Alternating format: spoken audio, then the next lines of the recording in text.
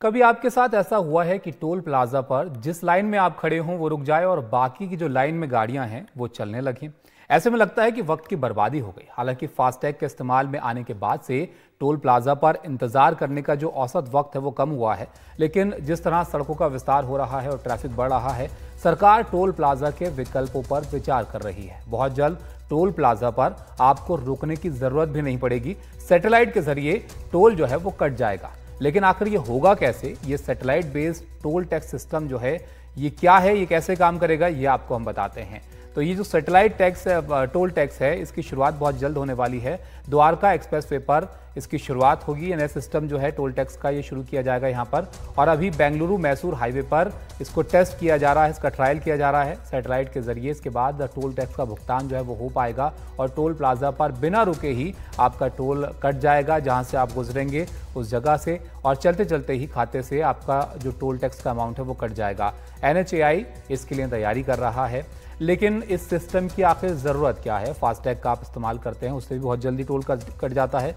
तो इसको आप ऐसे समझिए कि NHAI का जो टोल राजस्व है वो वर्तमान में 40,000 के करीब है, 40,000 करोड़ के, और ये 2 से 3 वर्षों में बढ़कर करीब 1,40,000 करोड़ होने का जो है वो अनुमान है। तो ऐसे में टोल प्लाजा को बदलने के लिए नई तकनीकों पर विचार किया जा रहा है।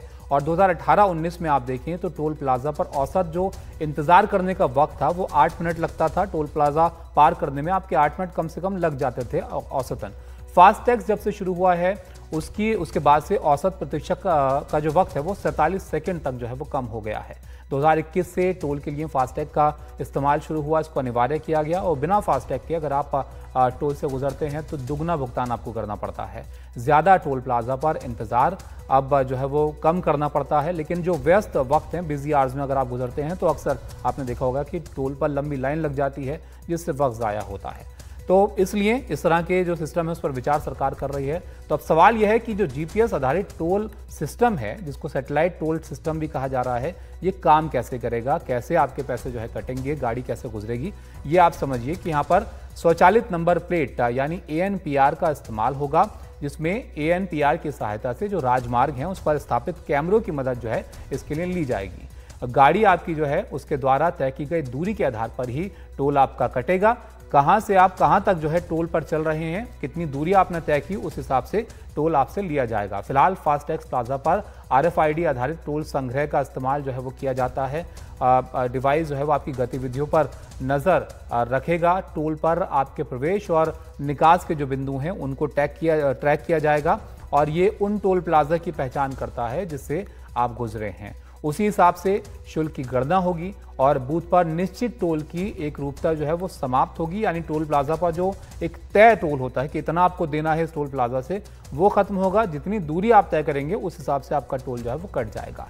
और यहाँ पर कम दूरी तय करने वालों के लिए एक निष्पक्षता जो है सुनिश्चित होगी कि अगर कम आप चल रहे हैं हाईवे पर तो आपको कम ही टैक्स लगेगा, टोल टैक्स लगेगा। ड्राइवरों को इससे कई तरह की राहत जो है मिलेगी।